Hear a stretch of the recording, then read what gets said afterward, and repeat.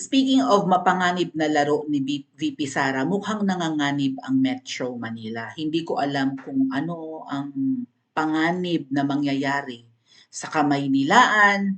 Kasi naman syempre ang Maynila ay ang lugar kung saan nandun ang seat of power. Kaya nga po tinatawag ng iba yan na Imperial Manila kasi nandyan nga po yung empire na naghahari-harian sa buong Pilipinas.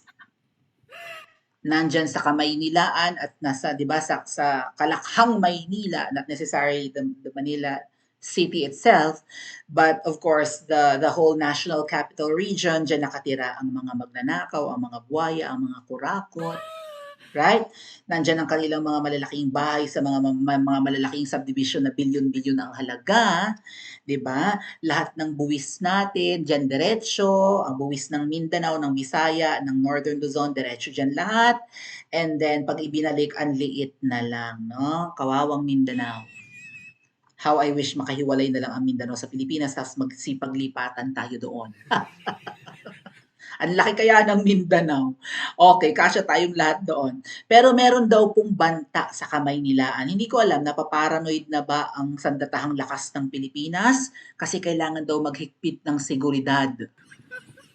Naalala nyo, may isang vlogger, mga kababayan, na nagsabi na kung kayo ay nasa Maynila, mag-ipon na kayo ng tubig, mag-stock na kayo ng gamot, lalong-lalo na ang kung may mga kamag-anak kayong senior citizens, make sure na may mga chargeable, rechargeable, ano ba yan?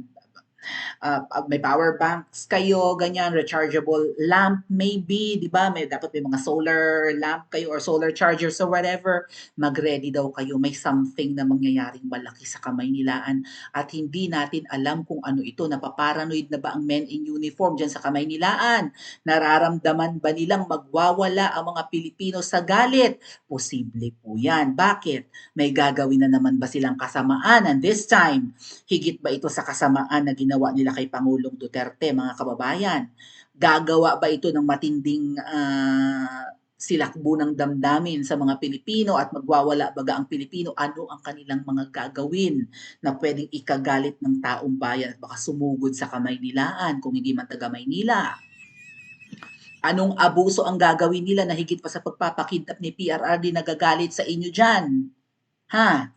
Ito po ang post ng Armed Forces of the Philippines, mga kababayan.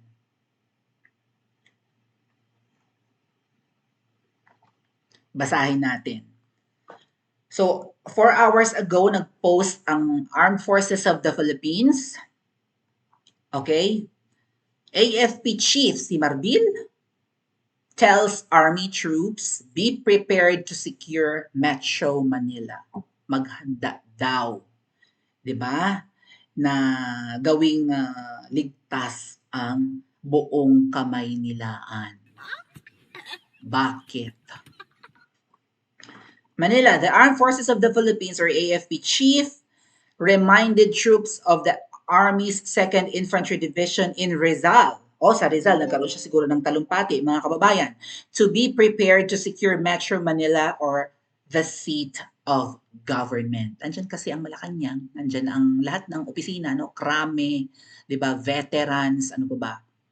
Lahat ng mga opisina ng gobyerno nandyan karamihan. General Romeo Bronner Jr. said the AFP is counting on the 2nd Infantry Division to support the seat of government and maintain the country's stability. Para daw ang ating bansa ay hindi mayanig, di ba? Manatiling matatag, kailangan daw mag-ready ang men in uniform dyan sa Kamaynilaan. Siguraduhin ligtas. Siguro lagyan ng napakaraming checkpoint, magkaroon ng maraming presence ng mga sundalo sa bawat kakalsadahan, public places, malls, parks, and everywhere. Bakit nagbigay ng ganitong message ang AFP Chief? Ang dapat nilang protektahan, hindi ang palasyo ng mga ahas.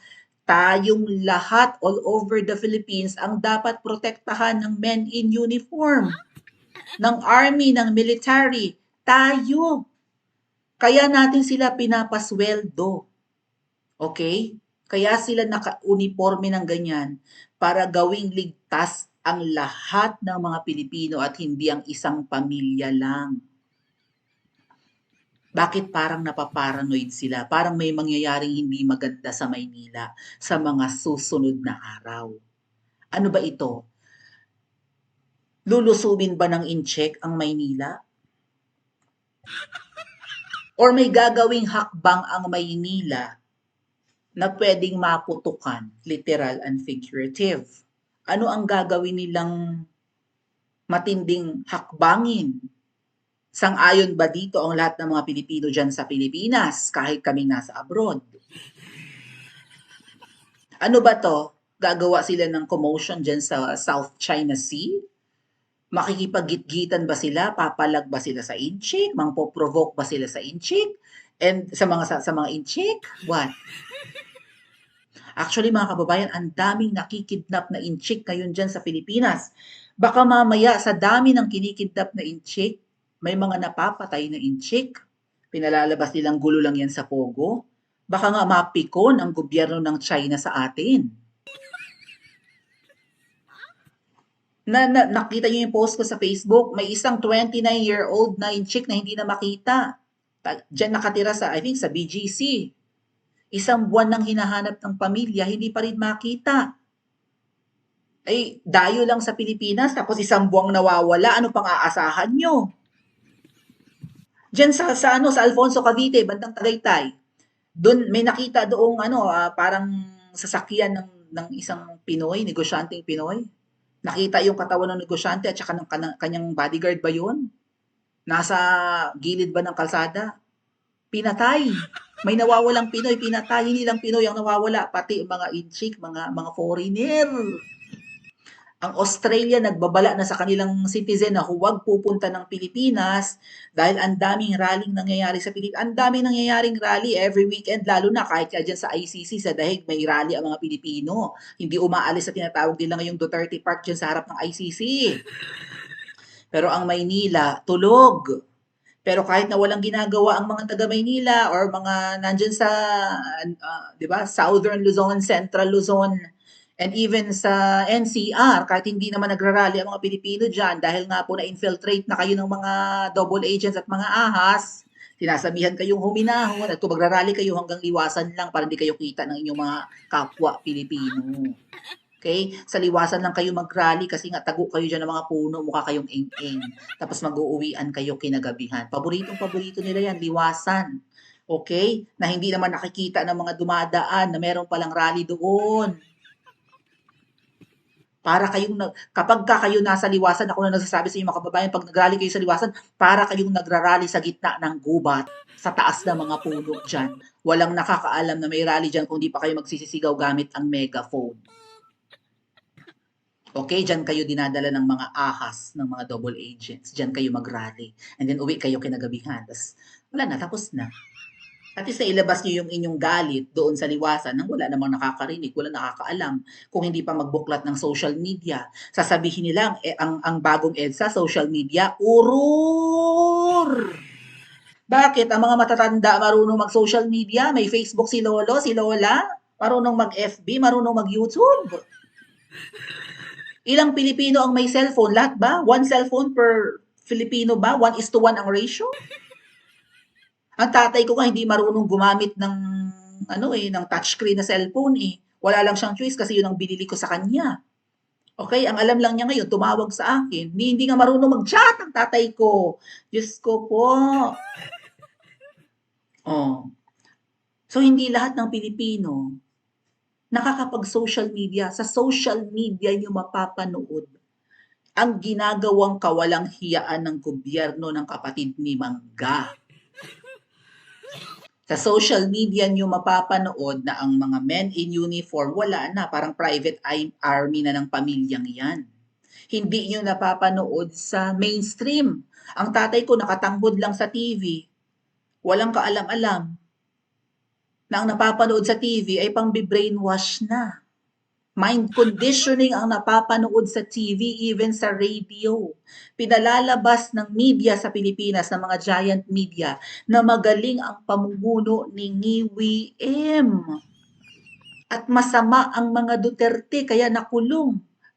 Ang balita sa media, tama yung ginawa kay PRRD, mga kababayan. Okay? Sa social media lang tayo nakakalabas ng ating galit. Hindi ito napapanood sa mainstream. Controlled ang impormasyon ngayon. Magtanong kayo sa mga kamag-anak niyong hindi marunong mag-cellphone. Ha? Nakatanghod lang sa TV. Ang iba nga sa atin, walang TV. Yung iba nga sa atin, sa mga liblib na lugar, walang kuryente, radyo lang ang source ng info. Radyong de battery. Tapos ngayon napaparanoid ang men in uniform na parang delikado at may mangyayaring hindi maganda sa Pilipinas. Hindi nga tayo makapagparali linggo-linggo sa Maynila. Tapos napaparanoid, nagdodroga ba sila? Nagtatanong lang naman tayo.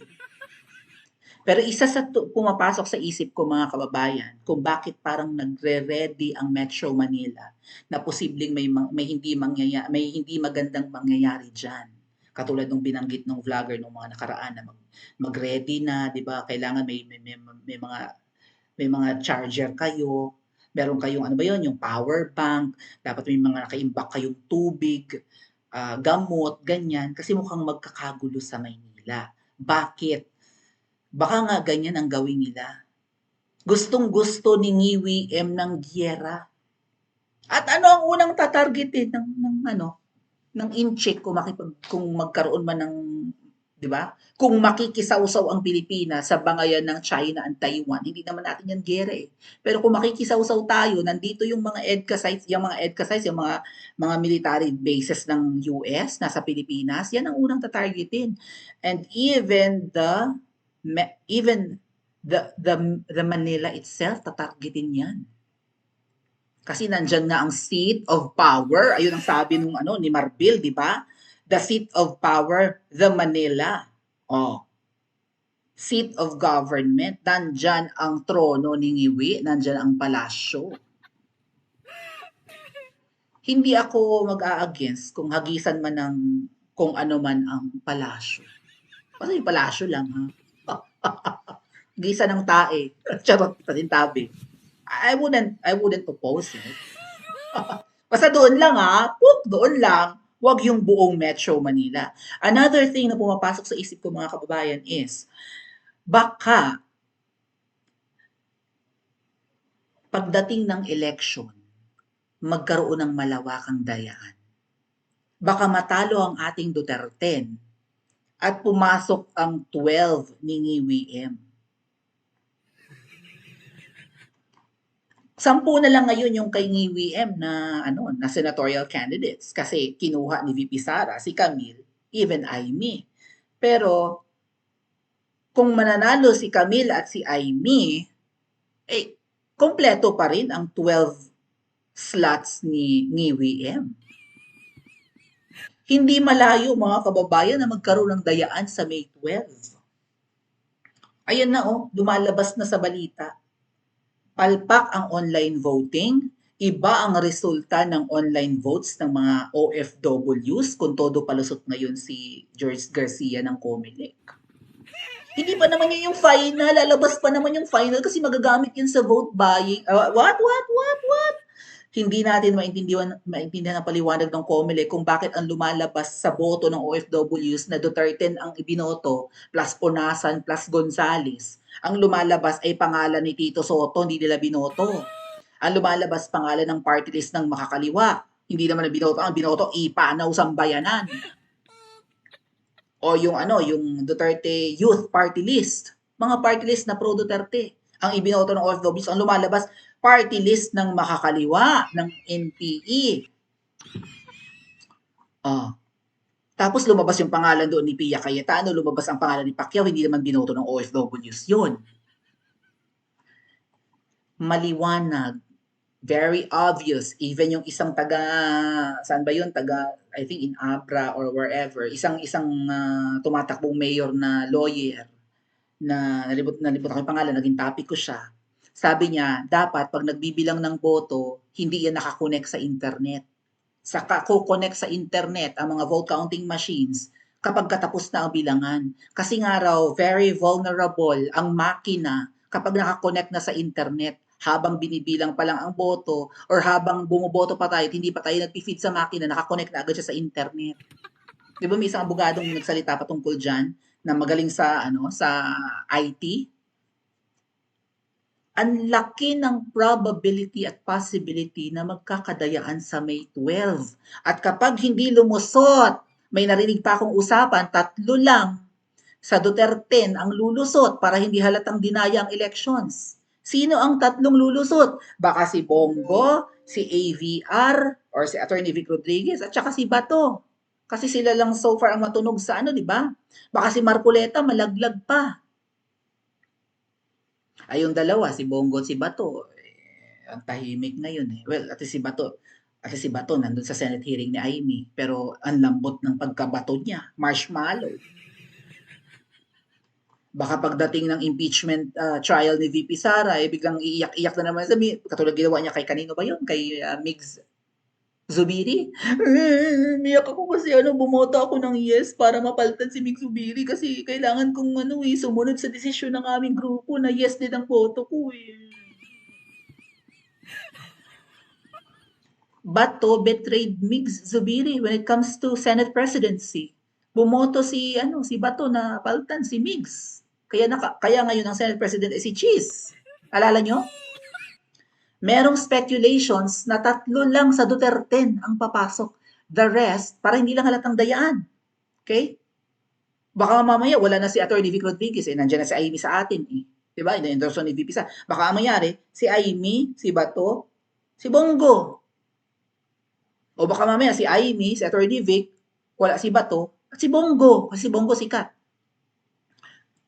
Para hindi halatang dinaya, meron pa rin ipapasok sa Duterte. Magwawala ang taong bayan. Magkakaroon na naman tayo ng mga pagtitipon sa kung saan-saan, kahit sa liwasang Bonifacio, magrarally na naman tayo. Kaya siguro ganyan, pinagre-ready ni Marbil ang AFP sa posibleng paparating na kaguluhan in Manila. So which is which, mga kababayan? Ano ang gagawin ng taong bayan sa kasakaling magkaroon ng dayaan? Malapit ang elections. Kulang-kulang 1 buwan na lang. 15 na ngayon, di ba? 12 ang botohan. So that's 27 days bago ang election. Ano ang gagawin ng taong bayan kung worst case scenario ang Duterte natin or 10 ini-endorso natin ay 0? At ang lumabas, ang nanalo, yung lahat ng kandidato ni EVM.